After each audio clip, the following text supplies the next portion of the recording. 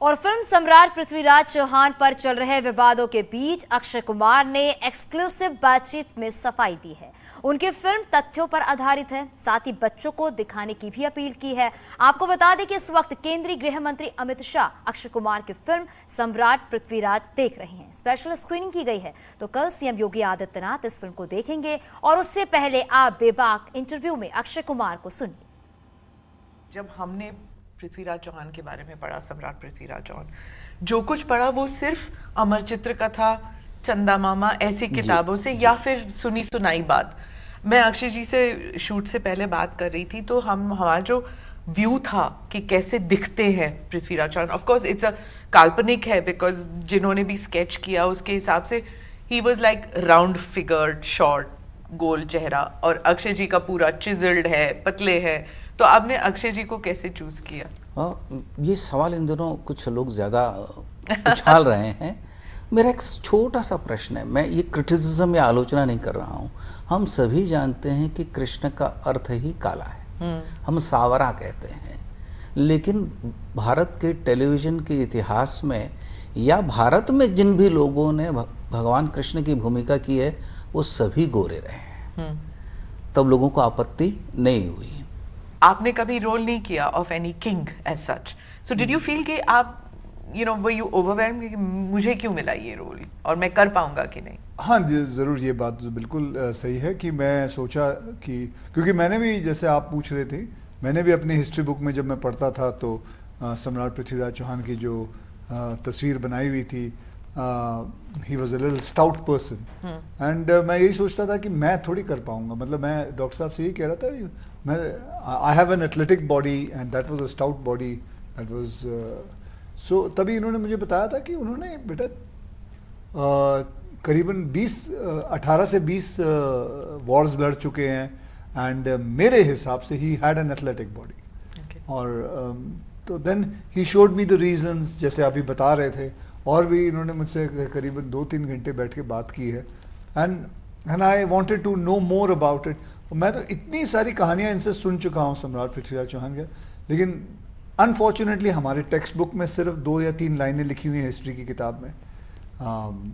बाकी सारी चीज़ों के ऊपर लिखी हुई है, जो इन्वेडर्स के ऊपर लिखी हुई है, लेकिन हमारे खुद के जो कल्चर है, हमारे जो खुद के महाराजा हैं, राजा हैं, उनके बारे में 2-2, 3-3 अक्षर लाइनें लिखी हुई हैं।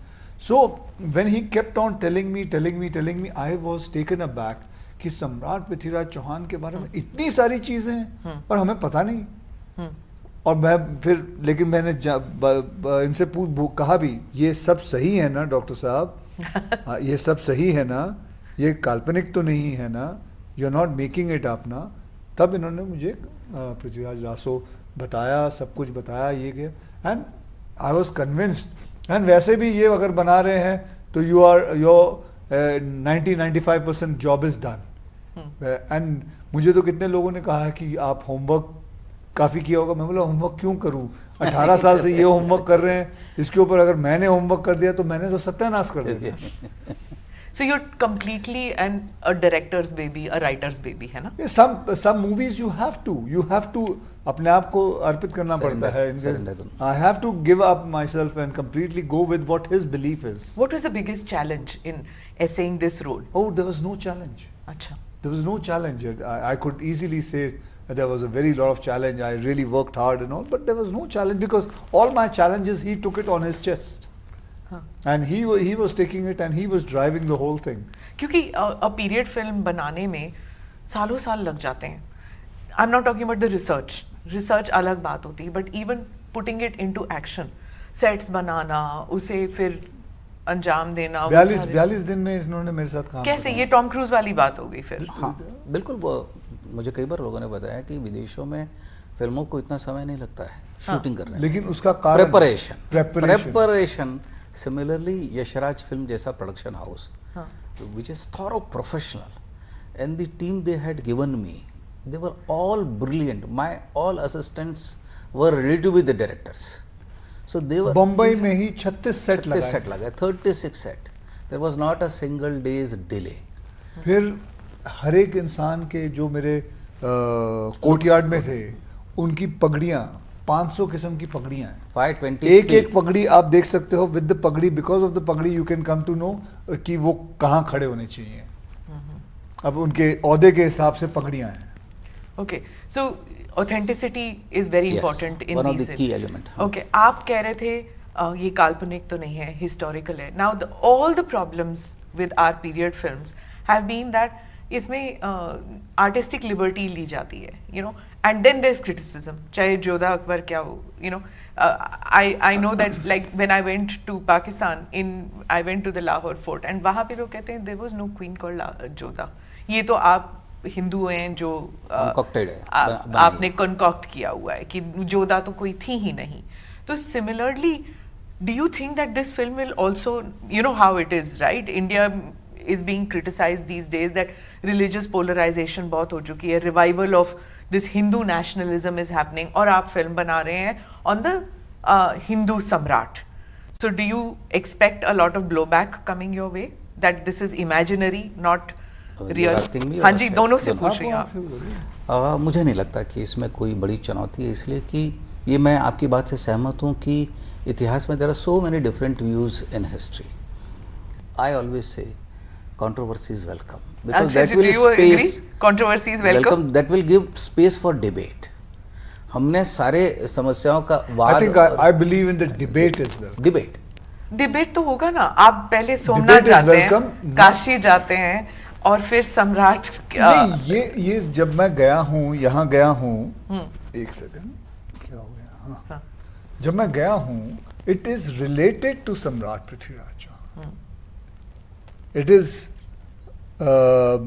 Kashi is related to Samrat Prithviraj Chauhan. It is not just ऐसे मैं चला गया था. And I have not gone for religious reason. I've gone for the cultural thing. I've gone for to tell people that this is our culture and why it is essential. मैं कहा हर film में ऐसा नहीं है कि it is because I believe in because he explained me why Samrat Prithviraj Chauhan and Kashi and Somnath is joined relevant to each to other. Indian history. Okay. So it is nothing got I've gone there and I have paid my respect. I have not gone there to ask कि मेरी film चला देना. पर वो भी मांगने में कोई नहीं आपत्ति नहीं. स्मिता, हम लोग बड़े स्पष्ट थे जी, क्योंकि आपने एक शब्द इस्तेमाल किया कि हिंदू नेशनलिज्म, मैं उसको कल्चरल नेशनलिज्म भी कहता हूँ. And there is nothing wrong in revival of Hindu nationalism और cultural nationalism because the character of this nation is Hindu and when I say Hindu it means culture. Having said this, why did we go to Somnath और Varanasi? Now as we know that the cultural capital or the spiritual capital of India is Varanasi. So इस देश में जहाँ कभी भी प्रेरणा, और गंगा और हिमालय ये हमारे इतिहास के साक्षी हैं, ये भावना की बात है. गंगा ने कुछ लिखा नहीं है, लेकिन हम सब की भावना है कि ये वो धारा बहती आ रही है जिसने इस इतिहास को देखा है. और मैं, चूँकि इस देश में बहुत डिबेट चल रही है, तो मुझे कहीं ना कहीं मेरे मन में ये था कि लोगों को याद दिलाया जाए कि भगवान काशी विश्वनाथ के मंदिर को पहली बार जिसने तोड़ा है वो कुतुबुद्दीन ऐबक है. कुतुबुद्दीन ऐबक कौन है? जो मोहम्मद गोरी का स्लेव था, और हमारी फिल्म में भी है, तो एक रिलेशन वो भी था. दूसरा, सोमनाथ गए. सोमनाथ का भी रेफरेंस हमारी फिल्म में आता है, आप देखेंगे, मैं अभी नहीं बताऊंगा, आज शाम को देखिए, आज देखें. और सोमनाथ को कई बार तोड़ा गया, और इस देश के सामने ये प्रश्न था कि जिसका ध्वंस कर दिया गया उसको ऐसे ही छोड़ दें. तो 1947 में जब देश आज़ाद हुआ, सरदार पटेल, के.एम. मुंशी, मेनन साहब, इन सब ने मिलकर तय किया, in spite of the fact कि नेहरू जी इसके विरोध में थे. उन्होंने कहा कि हमारी आस्था, ऊर्जा का केंद्र भगवान सोमनाथ हैं, और सिर्फ भगवान सोमनाथ मतलब ये हमारे सांस्कृतिक पुनरुत्थान की बात है. भारत जो लगभग 1500 से ज़्यादा वर्षों से 1192 के बाद मैं कहता हूँ कि जो गुलाम रहा, जिस पे कई प्रकार के अत्याचार हुए, धर्म परिवर्तन हुआ, सब कुछ इस समाज ने सहा. आज आज़ाद देश में हमारे पास एक अवसर है कि हम उस संस्कृति का घोष वापस करें, और उसका प्रतीक बना भगवान सोमनाथ का मंदिर, जिसे 1948 से शुरू किया गया. तो मैं कई बार कहता हूँ कि अपने ही मंदिरों का पुनर्निर्माण करना, जीर्णोद्धार करना कोई गलत बात है, क्योंकि वो सिर्फ एक मंदिर नहीं है, वो हमारी आस्था का केंद्र, centre of our culture. Akshay ji, you were seen as this icon in Mata Vaishno Devi temple. You used to go there very often, and you used to go to many temples also. आप सब जानते हैं कि you were one of those who was visiting temples much before it became fashionable, I should say, for people to go just before a film release. You used to go even otherwise. फिर आपने कहा that you saw a lot of waste happening in temples.